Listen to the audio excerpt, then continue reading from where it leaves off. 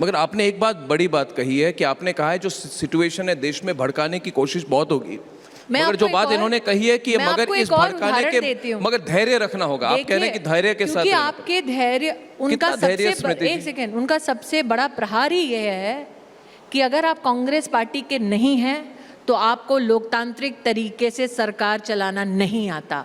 नरेंद्र मोदी ने प्रूव किया कि लोकतांत्रिक तरीके से सरकार चलाने के लिए, देश को विकास के पथ पर ले जाने के लिए गांधी खानदान में पैदा होने की जरूरत नहीं है। और उनकी दुखती रग यही है कि कोई तीसरी बार नॉन गांधी परिवार का देश का प्रधानमंत्री बन गया। उनकी दुखती रग यही है कि जिसे 2013 में तिरस्कार करते थे चाय वाला कह के, वो देश का प्रधानमंत्री बन गया। उनकी दुखती रग ये है कि जिसको हम जेल भरने की तैयारी कर रहे थे, किसी भी तौर तरीके से वो देश का तीसरी बार प्रधानमंत्री बन गया।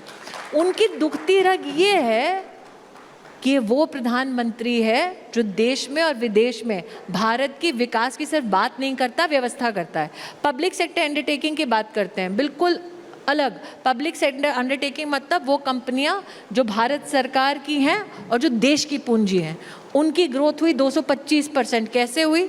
मोदी की सरकार में 10 साल में 5 करोड़ से ज़्यादा फर्जी लाभार्थी पकड़े गए। 40-50 साल की देश की राजनीति में वो 5 करोड़ फर्जी अकाउंट का पैसा कौन सी पार्टी के जेब में जा रहा था? तो राहुल गांधी पॉलिटिकली एक्सपीडिएंट पॉलिटिक्स कर रहा है। अगर दम होता, हम तो गए, मैं गई ना अमेठी लड़ने, दम होता तो बनारस लड़के दिखाते, बड़ौदा लड़के दिखाते। अपनी गली में तो सभी शेर हैं। आप कह रहे दम नहीं है इसलिए अमेठी से भाग गए। अरे भैया, अपनी गली में तो सब शेर हैं। मगर आप ऑफर करिए ना उनको कि दम है तो लड़िए अमेठी से। मैंने तो पहले भी कहा था नहीं लड़े ना। एक बार और कह दीजिए। अब तो उनको तश्तरी में ला कर दिया जाएगा ना। लेकिन अब भी कह देती हूँ कि अब भी अगर 29 में लड़ने की अमेठी कोशिश की तो जीतेंगे नहीं, वो उनको भी पता है। उतना तो मैंने तय करवा दिया वहाँ पे कि अगर 29 में अगर आने का वहाँ पर उन्होंने विचार किया तो धूल चटाएंगे बीजेपी वाले, ये तो पक्का है। यही तो है जो जवाब मैंने शुरुआत में मैंने पूछा था इनको। मगर स्मृति जी, हम तो चाहते हैं कि स्मृति ईरानी बनाम राहुल गांधी एक बार और हो जाए कि नहीं हो जाए? पब्लिक डिमांड है। नहीं, मैं तो कहती हूँ कि आप कॉन्स्टिट्यूएंसी तो छोड़िए, बेखौफ आकर किसी राष्ट्रीय मंच पर स्मृति ईरानी छोड़िए, भाजपा के किसी साधारण कार्यकर्ता से राष्ट्रीय मुद्दों पर चर्चा कर लीजिए। ये भी उनको छूट देती हूँ कि मंच के आसपास अर्नब गोस्वामी नहीं रहेगा, सिर्फ जनता रहेगी। जिसमें इतना दम नहीं है उससे आप लड़ने की बात करते हैं साहब। वैसे मेरी एक बार भेंट हो चुकी है।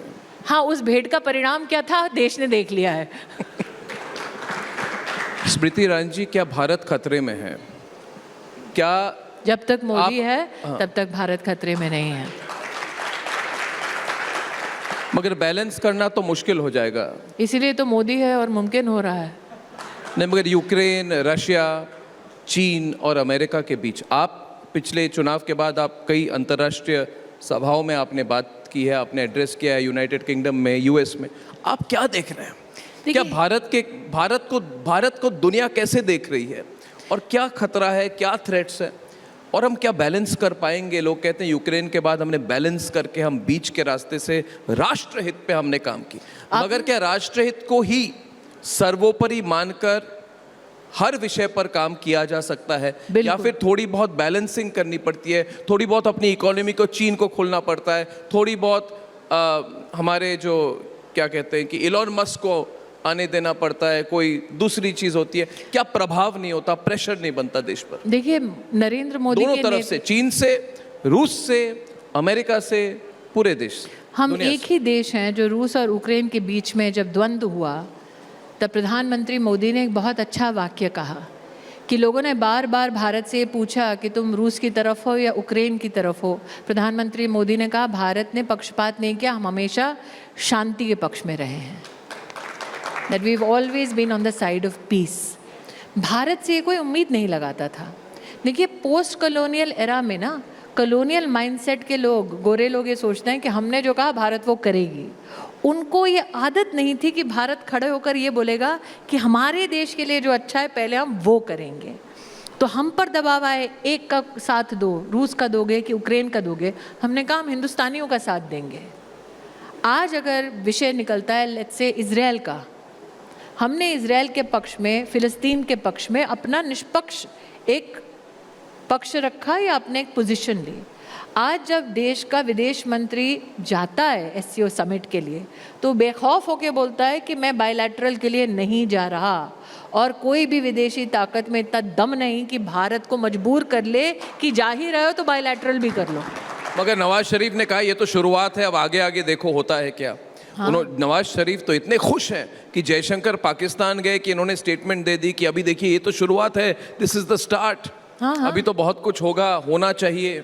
और आपको क्या लगता है क्या होगा जब जयशंकर अपना काला चश्मा पहन के चले थे? देखिए, आप अपना, जैसे अटल जी कहते थे, नेबरहुड बदल नहीं सकते, लेकिन क्या अपने नेबरहुड में आप प्रखर एक राष्ट्र बनकर उभर सकते हैं जो रिस्पॉन्सिबल भी है लेकिन रेजोल्यूट भी है? हिंदुस्तान ने वो किया है। आज हिंदुस्तान ये कहता है कि अगर दो राष्ट्रों के बीच में द्वंद्व है, दो राष्ट्रों के बीच में युद्ध है, तो हिंदुस्तान उसका पक्ष या ना पक्ष लेने की स्थिति में क्यों हो? आज जब एफटीए में, आज शायद पीयूष गोयल जी आपके मंच पर आए थे, एफटीए की जब चर्चा होती है, जब हम कहते हैं कि एक राष्ट्र हमारे राष्ट्र के साथ कोई समझौता करेगा ट्रेड में, तो कई लोग, और राहुल गांधी उसमें सम्मिलित हैं, जो कहते हैं हमें ज़्यादा प्रोटेक्शनिस्ट नहीं होना चाहिए। राहुल जी ने तो एक बार ये भी कह दिया था कि जयशंकर को विदेश नीति नहीं आती, उनको बेहतर आती है। अब ये जयशंकर की उदारता है कि उन्होंने कहा कि ठीक है भैया, जो बोलना है बोलो। लेकिन अंततः जब आप एफटीए के भी किसी भी एक डेलिब्रेशन में बैठते हैं, तो मेरा अनुभव कैबिनेट का ये रहा है, प्रधानमंत्री हमेशा कहते हैं जो हिंदुस्तान और हिंदुस्तानियों के हित में पहले उसकी बात होगी। हम हिंदुस्तान के हित को कभी स्वाहा नहीं करेंगे क्योंकि हमें कोई फोटो आप चाहिए एफटीए में। ऐसी परिस्थितियों में क्या भारत सतर्क है और सुरक्षित है? बिल्कुल सतर्क और सुरक्षित है। आपने देखा श्रीलंका में क्या घटना घटी, बांग्लादेश में क्या घटना घटी, अफगानिस्तान में क्या घटना घटी, चीन के साथ हमारे क्या हालात हैं। लेकिन बांग्लादेश में जब घटना घटी तो कई इधर आपके शुभचिंतक थे, कांग्रेस पार्टी के भी कई नेता थे, दूसरे थे, जो कह रहे थे ऐसा भारत में भी हो सकता है। जब बांग्लादेश जल रही थी, मुझे तो समझ में नहीं है कैसे लोग हैं, स्मृति जी ये खुलकर ये आशा प्रकट कर रहे थे कि हमारे देश में ऐसा होना चाहिए, और ये चुनाव के ठीक बाद हुआ। इतनी फ्रस्ट्रेशन है उनमें। देखिए, जो सोच रहे थे कि देश जलेगा, उनको ये नहीं पता कि देश में अगर कुछ जलेगा तो दीप में सिर्फ उत्सव का दीप जलेगा और कुछ नहीं जलेगा। मगर एक लोगों को लग रहा है कि जो कोर एजेंडा है बीजेपी की, कोर एजेंडा क्या, देखिए कोर एजेंडा है हमारा, कोर एजेंडा में जो कोर एजेंडा है कि नहीं है, कोर एजेंडा है, मुझे बताइए। ये मैं आप ऐसे नहीं, कोर एजेंडा है हमारा, कोर एजेंडा, कोर एजेंडा है, कोर एजेंडा जो बीजेपी का है क्या है आपके हिसाब से? मैं आपको कहता हूं, मगर कोर एजेंडा के मुद्दों पर यह बात चल रही है कि आपके हाथ बंधे हुए हैं। हमारा कोर एजेंडा, हाथ बंधे, आप करना चाहते हैं मगर आप 240 एमपीज के साथ नहीं कर पाएंगे। अर्नब जी, कोर एजेंडा, कोर एजेंडा जो मेन एजेंडा, मैं वही कह रही हूँ, हमारा कोर एजेंडा वही है जो आपका आज एजेंडा चल रहा है, राष्ट्र सर्वोपरि। नहीं, वो तो है।